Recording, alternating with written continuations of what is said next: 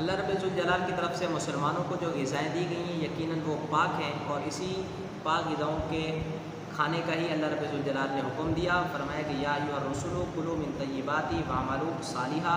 دوسرے مقام پر فرمایا یا ایھا الذین آمنوا کلوا من طیبات ما رزقناکم واشکروا للہ ان کنتم ایاہ تعبدون۔ جو چیزیں حلال ہیں وہ مسلمانوں کے لیے غذا کے طور پر استعمال کی جا سکتے ہیں، مسلمانوں کے لیے یہ جائز ہے۔ تو قربانی میں بھی اللہ رب ذوالجلال نے وہی جانور مقرر فرمائے یا وہ انہی جانوروں کو ذبح کرنے کی اجازت دی ہے جو شرعاً حلال ہیں، جن کا گوشت کھایا جا سکتا ہے۔ تو قربانی کے جو جانور ہیں وہ 3 قسم کے ہیں۔ پہلے نمبر پر اونٹ، تو اونٹ کے ساتھ اونٹنی بھی شامل ہے۔ دوسرے نمبر پر ہے گائے، تو اونٹ، اونٹنی، اسی طرح گائے، تو گائے میں بیل بھی شامل ہے، بھینس بھی شامل ہے، تو اس کا مذکر اور مؤنث دونوں شامل ہیں۔ تیسرے نمبر پر ہے بکری، تو بکری میں بکرا بھی شامل ہے، اور بھیڑ ہو، اسی طرح دمبا ہو، دمبی ہو، یہ دونوں اس کے اندر شامل ہیں۔ تو سوال یہ ہوتا ہے کہ یہ 3 جانور تو مقرر فرما دیے کہ اونٹ ہو، گائے ہو یا بکری ہو، تو سوال یہ ہے کہ کتنی عمر کے ہونے چاہیے تو ان پر قربانی، تو ان کی قربانی کرنا جائز ہوگا۔ تو جان لیجئے کہ بکری کے لیے، یعنی بکرا ہو یا بکری ہو، اسی طرح دمبا ہو، بھیڑ ہو، اس کے لیے 1 سال کا ہونا ضروری ہے۔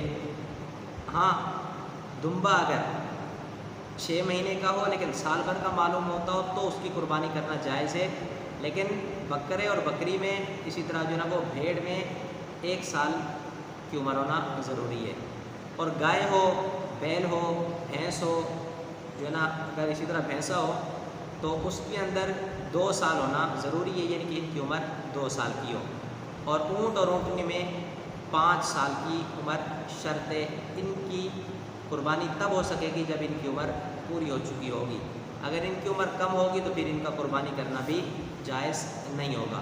تو یہ جو جانور بیان کیے گئے، اونٹ، گائے اور بکری، تو اس میں دونوں قسم یعنی کہ نر اور مادہ دونوں شامل ہیں۔ اسی طرح جو ہے نا وہ خصی اور غیر خصی یہ بھی شامل ہیں۔ تو یہ وہ جانور ہیں کہ جن کی قربانی کرنے کا حکم دیا گیا۔ لیکن اگر وحشی جانور ہوں، یعنی کہ وحشی گائے ہو جس کو نیل گائے بولتے ہیں، تو اس کی قربانی کرنا جائز نہیں ہے۔ اسی طرح مرغا ہو تو قربانی کے طور پر اس کو ذبح کرنا یہ بھی جائز نہیں ہے۔ عام طور پر کھایا جاتا ہے، مرغی کا گوشت مرغے کا کھایا جاتا ہے، لیکن قربانی کے طور پر اس کو استعمال نہیں کیا جا سکتا۔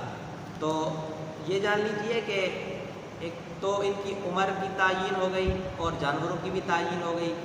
اب ان تینوں میں سے، یعنی کہ اونٹ، گائے اور بکری میں سے کس کی قربانی افضل ہے، تو اس کے اندر شریعت نے جو معیار رکھے ہیں وہ یہ ہیں کہ یا تو قیمت افضل ہو، یعنی کہ قیمت زیادہ ہو، یا جس کا گوشت اچھا ہو، تو جس کی قیمت زیادہ ہو اس کی قربانی صحیح ہے، اور جس کا گوشت زیادہ ہو اس کی بھی قربانی صحیح جو ہے نا وہ افضل ہے۔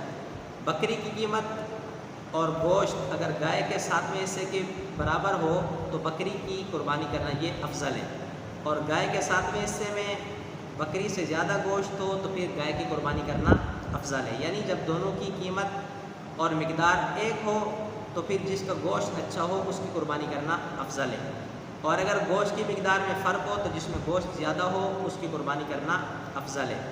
ویسے اگر دیکھا جائے تو مینڈھا بھیڑ کے مقابلے میں جو ہے نا وہ افضل ہے، اور دمبا دمبی سے افضل ہے، جبکہ دونوں کی قیمت اور دونوں کی گوشت کی مقدار برابر ہو۔ اور بکری بکرے سے افضل ہے، مگر خصی بکرا جو ہے نا وہ بکری سے افضل ہے۔ اسی طرح اونٹنی اونٹ سے اور گائے بیل سے افضل ہے، جبکہ گوشت اور قیمت میں دونوں